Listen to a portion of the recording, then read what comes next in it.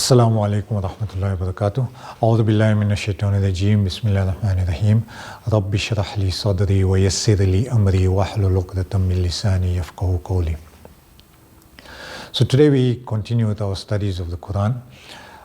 This surah is Iqra bismi rabbikal ladhi khalaq, which is the very first revelation. And it gets its title from the second ayah, which says khalaqal insana min alaq. Alaq is a clinging mess, or the stage that reflects the miracle of human creation in the womb of a mother. So it's after the sperm meets the embryo, then it becomes the nascent human child, the beginning of birth, as it were, the beginning of creation of a new human being. So this is a surah that talks about that as well.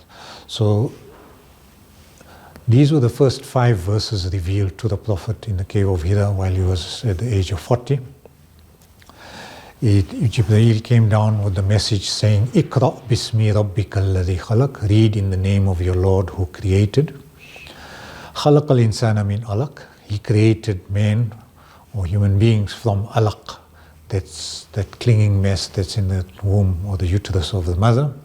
Iqra wa rabbukal akram, read in your Lord is the most generous, from Kareem Akram, you get the most generous. Alladhi allama bil qalam, who taught by the pen, or through the use of the pen.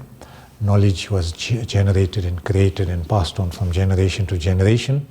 Allama al insana ma lam ya'lam, so he taught man what he did not know through the use of the pen and through learning and reading and writing. So these 5 verses were revealed as one sort of body complete, but it wasn't the entire surah. The remaining 14 ayahs of this particular surah were revealed at another stage, and those ayahs show later that a person in particular that transgresses, when he becomes self-satisfied and arrogant like Abu Jahl became and was an example of, and it talks about Abu Jahl's life and what he did when he opposed Islam and opposed the Prophet and did harm to the Prophet. So essentially this is about two elements. One is the fact that the first revealed verses were containing these first 5 verses, and that's the command of encouraging the Prophet to not only read, because he was illiterate, so he didn't know how to read, but he was guided as to what to say and how to read. And Allah talks about the greatness and grandeur of the human creation, how he creates something out of nothing. And likewise in terms of the Quran as well, from a place that was steeped in polytheism, he brought the Quran to a society that transformed it and revolutionized the whole world as a result of it. So Iqra is, you notice in this particular slide, Iqra is referred to twice, and likewise Allama is mentioned also twice. So reading is very important, and teaching others is also very important. So you got to learn first yourself and then teach, and the two together gives you a sense of what the human sort of ability is and human destiny should be. Other names by which the surah is known as it's called also clots of blood, or to proclaim, which is read or recite, or the blood clot, or the clinging clot, or the clinging form, or the embryo, or even sometimes by the word the pen, the word qalam, allama bil qalam. So there's quite a few in different ways of referring to the title of this particular surah. If you look at the remaining ayahs, it talks about man becoming rebellious. In other words, having been taught what the true path or the only ihdina sirat al-mustaqim is, he chooses to be rebellious against it. And what makes him do that is sometimes he considers himself that he doesn't have any need. So there's no need for him to have a God in his life or a ilah in his existence. And when that idea of self-sufficiency creeps into a person, then he becomes rebellious. And Allah reminds that person to say that even though you might become that or think of yourself as being self-sufficient, remember that to Allah is indeed your return, which is in ayah number 8. And then it goes on specifically to that gentleman we referred to as Abu Jahl. He says, have you seen the one who forbids a servant when he prays? Now this is a direct reference to Abu Jahl and the Prophet Muhammad ﷺ, who was once performing his salah in front of the Kaaba, and what Abu Jahl did is he stopped him from stopped him from reading the salah and by doing different things himself as well as his friends around him. And then it questions Abu Jahl. It says, have you seen him if he is on true guidance? So just reflect on this person that's stopping you from reading salah. Is he really on true guidance or not? That's number one. Number two is, does he enjoin righteousness to others? In other words, does he encourage doing the good to other people as well, even though he might not do it? Then also it goes on, have you seen him if he denies and turns away? So in other words, if he was given the message of Islam, would he accept it readily? Or does he deny and turn away, which he actually did in his life? And to all this, the next ayah says, does he not know that Allah can see or is watching him all the time?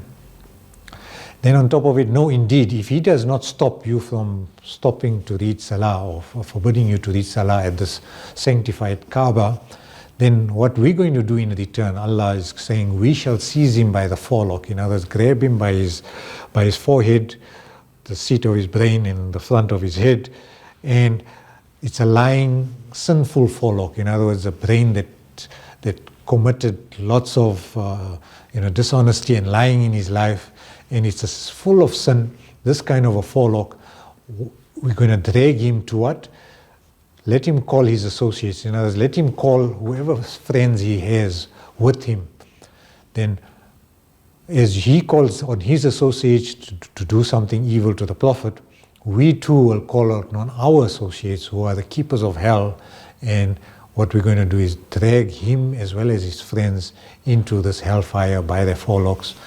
And Allah says in the last ayah, no, indeed, do not obey him, but rather prostrate and draw near to Allah. So that's in a nutshell what the surah is about, but we'll look at it in further detail now. So if you look at, first of all, the parallels between Surah Wat-Tin before and Al Alaq, this one. At-Tin describes the potential of a human being. That is, you can become the best of creation, or the other side of it is you can become the lowest of the low. And we've had examples of both of these. The Prophet ﷺ was the best of creation, and becoming the lowest of the low was the Abu Jahls of this world and his ilk or his friends that are all like him. So Allah gave honor to human beings by creating life from nothing.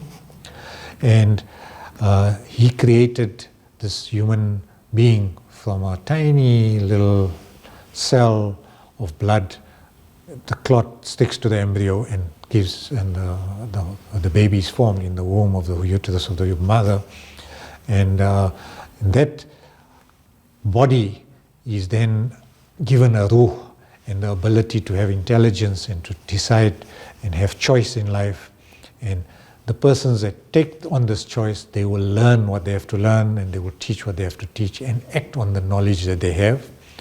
And on the other extreme, you have the asfal as-safilin, those are the lowest of the low, who will have all this. They will have the intellect, but they can't use it properly, or can't make sense out of it, or can't abide or submit to a nobler cause, which is of becoming a Muslim, or of complete submission to the divine will of Allah. So even though Abu Jahl, was given this name, he was actually, his original name was Al-Hakam, which means the wise. But later on, when he kind of renounced his wisdom and chose not to become a believer of Islam, he was then given the title of Abu Jahl, because he was then known as the father of ignorance, and he became one of the leaders of the Quraysh. And because of his arrogance and his hatred for the Islam and for Muslims, and for stopping people from praying at the Kaaba, these verses were revealed where his name is not mentioned, because Allah does not sometimes dignify the enemies of Islam, but it's talked about him, and it's very clear that it was a reference to him. So his fate as well as the fate of his clan if they didn't accept Islam was mentioned in this particular surah. So that's in a nutshell. Then we go into the first verse. The Prophet was instructed and exhorted to read, even though he was illiterate totally. He was taught to repeat these lines after Jibreel had read it to them. So even before receiving revelation, the Prophet had an exemplary character. He was trusted for all, for his uprightness, his honesty, his helping of others in need, times of need. And messengers or prophets, they come from a perspective of having a good, pure life even before the religion sort of changes them even further. And Allah chooses them as being the most noble of people and then grants them sometimes a revelation or wahi, which makes them even aspire to become even better and greater than what they were. So the Quran was revealed and kept in a lawh mahfuz in somewhere in the heavens, and revealed as one complete entity, as one book. And then over a period of 23 years, it was revealed in a piecemeal fashion to the Prophet at various points in his life, guiding him as to what to say or to do. So it was too perfect a book to be given to an ordinary man. It had to be given to somebody of the caliber of the Prophet Muhammad. And also we had a lot of poets of the day, but none of the poets were chosen to be the vehicles of this divine wisdom of the Quran. So you, O Prophet, we have chosen you to carry and convey this message, so you must go out there and proclaim it, even though you're bound to face resistance from the mushrikeen. So that's a reference to the ayah number 1. Then we move to ayah number 2, خَلَقَ الْإِنسَانَ مِنْ عَلَقٍ, that he created man from this very humble sperm, a very despicable tiny liquid that hangs on the uterus, to form one of the greatest of creations. So from nothing we become something. From nothing we become a body that has the potential to become a very, very great human being indeed. And also a reminder that we came from that kind of humble beginning, and we're going to end up once again where when we die, our bones are going to decay, and then we're going to turn to dust, and ultimately we're going to stand trial before the Almighty. So we've come from nothing, but we need to use our life's opportunity and the time we have to make a go and make goodness out of our lives. Ayah number 3, Iqra wa rabbukal akram. Karam is honor and nobility which only Allah has, and Iqra is the Prophet is encouraged on 2 times to say read and read again, but he must remain resolute and read even in the face of opposition. Ayah 4, Alladhi allama bil qalam, he taught man the use of the pen, and the pen is the basis of all knowledge, because what is written gets passed on from generation to generation. And even allama is used twice. Allama is he taught. So divine knowledge can only come from him, and once written will be a source for all the later centuries. So while reading benefits you, writing also benefits others. So in a hadith we are encouraged to study and learn, which facilitates our path to Jannah. And one of the profoundness about this particular knowledge seeking, if you look at the Battle of Badr, when the Prophet and his small group of Sahabas managed to capture something like 72 prisoners of war in that particular battle, and the option was given to them to say, what must we do with these prisoners of war? And the Prophet followed the one when he asked, as a consultation process, the suggestion was made that why don't we encourage all these sort of learned, sort of called poets and people who are able to read and write from the mushrikun of the day, let them teach our Muslim children to read and write, and in so doing they can earn their freedom and get released as from being a prisoner of war. So here you can see that it wasn't just money or benefit financially that accrues out of prisoners of war.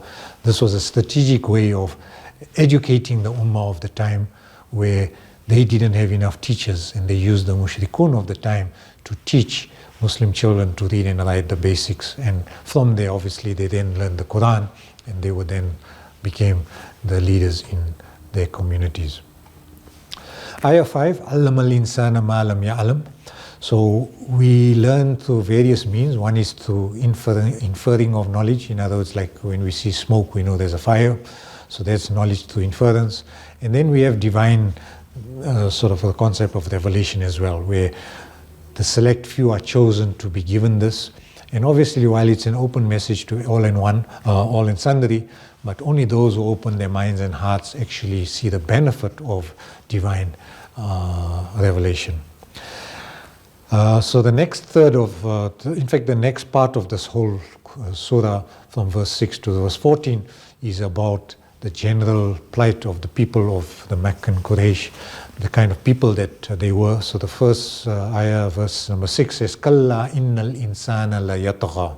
That surely man is indeed in a state of tagha. Tagha is like rebellion. So he finds all kinds of reasons for not believing and to not become submissive to the divine will. And ignorance leads to also this rebellion. And some just choose not to learn, to remain how they are, perverse and obstinate. So tagha is rebellion and opposition.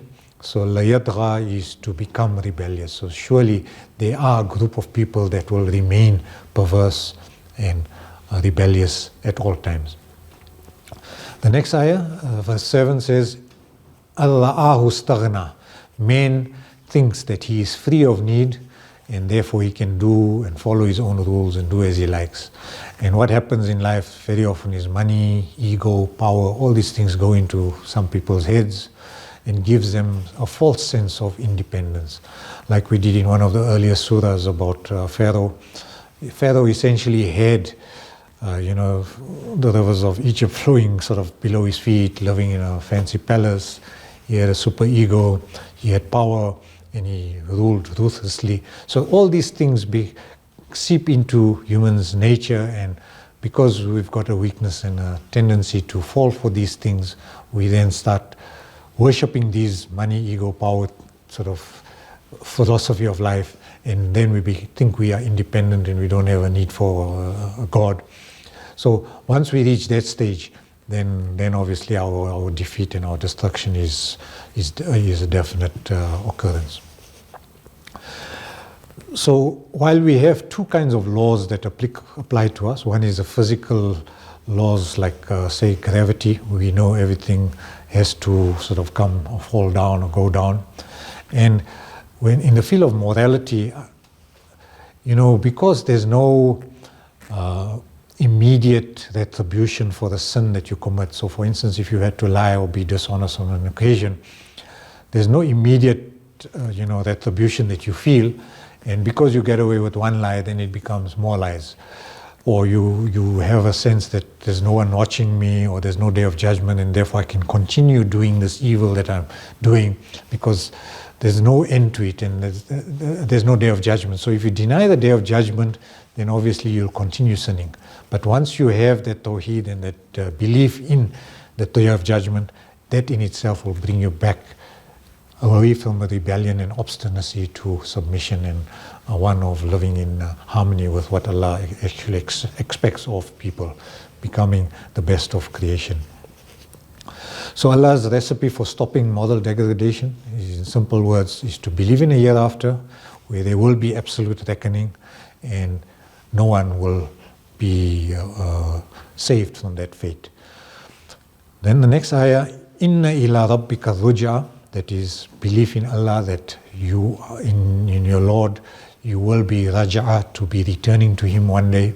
And once you have that concept of an answerability and a day of accountability, your whole life will change, because you will become a true abd of the Rabb that you believe in. Then verse 9, أَرَأَيْتَ الَّذِي يَنْهَى. Now, have you seen the one who forbids?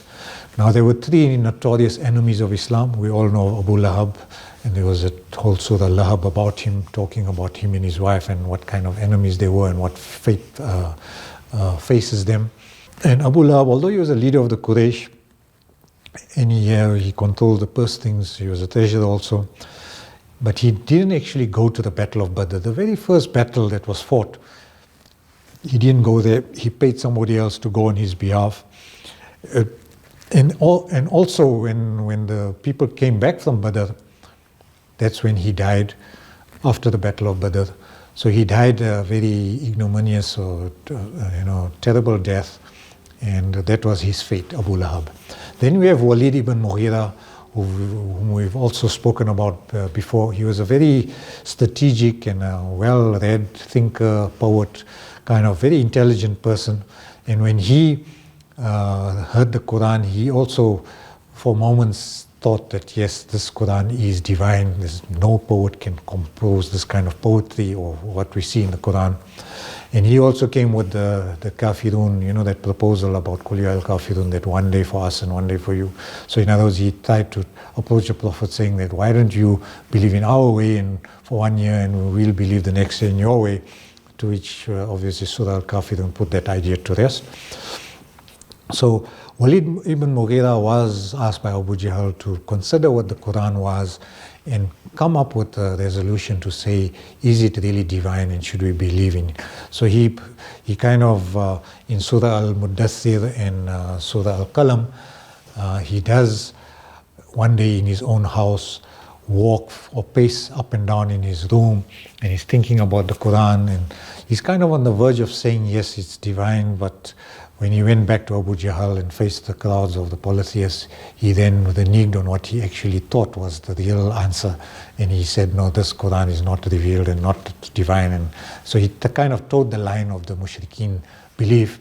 And they appreciated the fact that he was like that. And he confirmed that it wasn't the divine book. So therefore, it was kind of what was the status quo would prevail.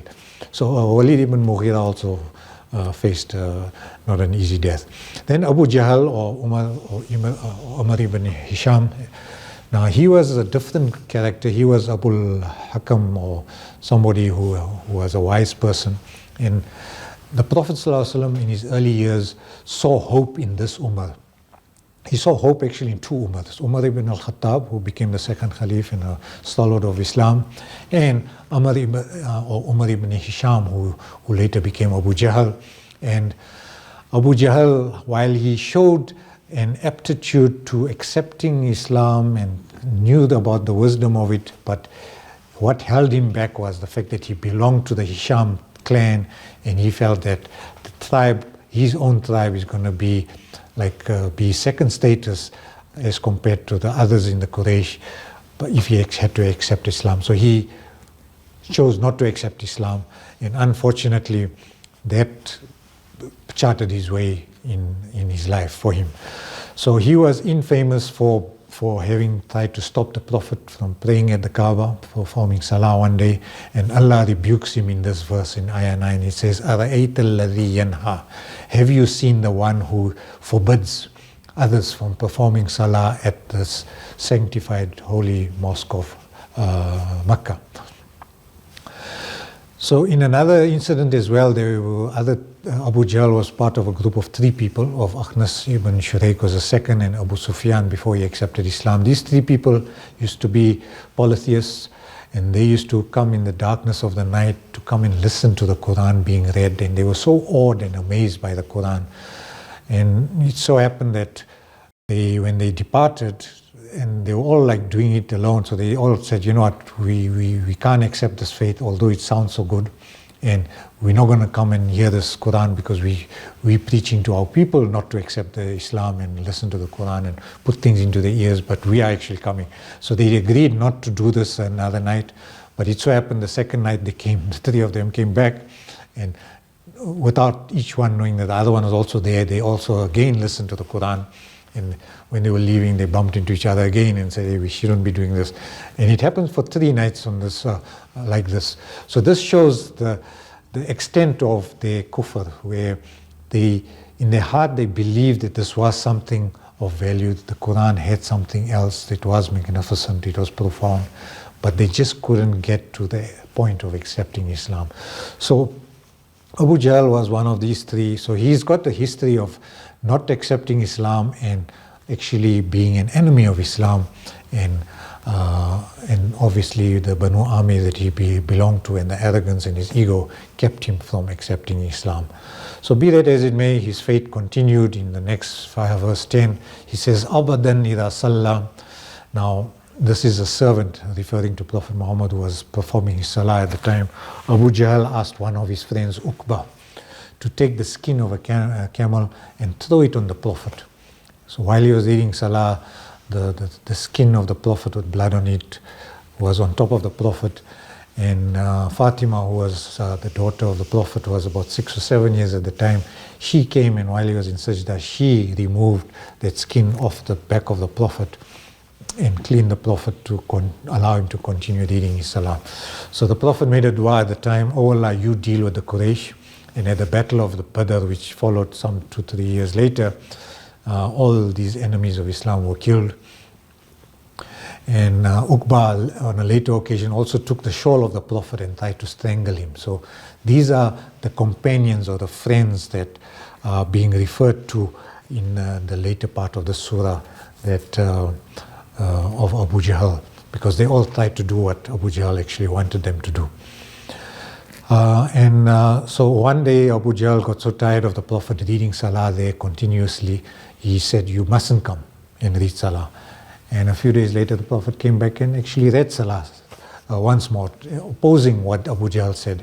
And Abu Jahl then accosted him and said, "If you continue to pray, I'm going to kill you." Right?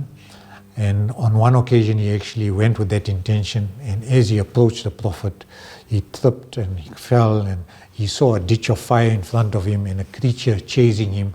And with the result, Abu Jahl never did that again to the Prophet in the precincts of the Kaaba. So there was some divine intervention as well, trying to open the eyes of Abu Jahl, but Abu Jahl still did not accept Islam. So verse 11 says, أَرَأَيْتَ الَّذِي إِنْ كَانَ عَلَى الْهُدَى. Have you seen him, that Abu Jahl? Is he on true guidance?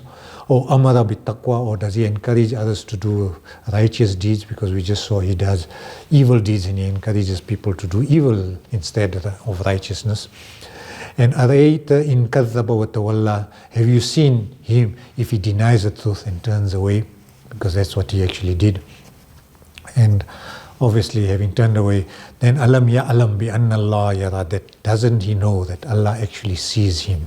So here's certainty that Allah is watching him, and because of his continuous attacks on the Prophet, and Allah knows what he's doing and what's in his heart, Abu Jahl will be doomed. And verse 15 says, "No, indeed, كَلَّا لَإِلَّمْ يَنْتَهِ لَنَسْفًا بِالنَّاسِيَةِ," that if he does not stop from attacking and being an obstacle to the Prophet, we're going to seize him by this forelock, a lying, sinful forelock, and treat him like an animal, drag him by his head or by his horns, as it were, drag the seat of his intellect and his brain into a raging fire. So the place of pride and dignity, which is your brain and your head, is normally protected by a hat or a turban or a helmet. But in this case, your head and your brain in it is of no value, and that is going to be pushed into a fire and let it burn. So verse 17, one of the last 3 verses says, فَلْيَدْعُ نَادِيَ. In other words, let him, Abu Jahl, call all his companions, the Uqbas, the Mughiras, the Abu Lahabs, anybody he wants to associate with, call his Nadi, his club or his gang of people. And Allah retorts, He says, we too shall call Sanad'u az-Zabaniya. Zabaniya is the keepers or the guardians of hell. In other words, those who watch off or look over hell, fire, I'm going to call them, as Allah is saying to him. So you can have all your associates, because all of them are going to go into the fire of hell. And I'm going to ensure that the keepers of hell are going to admit you into this burning fire. So basically, that was his fate.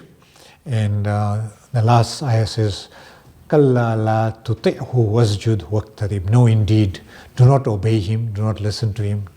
Don't listen to, if he tells you don't come to the Kaaba, don't go there. Go and read still in front of him. Don't worry, I'm going to protect you.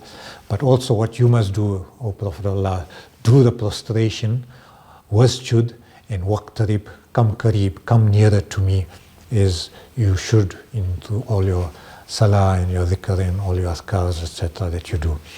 So the Prophet is told how to react to this injustice. Don't follow or obey him. Instead, show humility to Allah alone in the face of this arrogance, to the only one who deserves worship or sajda or prostration, and come nearer to him, as only he can protect and guide. So the surah starts with the command Iqra, and it ends with wasjud and waqtarib, which is also commands that perform a sajda and come closer to your various acts of ibadah to Allah. So a sajda has to be performed at this particular point as we end the surah. So we'll end at that point. Bismillah ar-Rahman ar-Rahim. Wal asr innal insana lafi khusr illa alladhina amanu wa amilu s-salihat wa tawasaw bil haqq wa tawasaw bis sabr.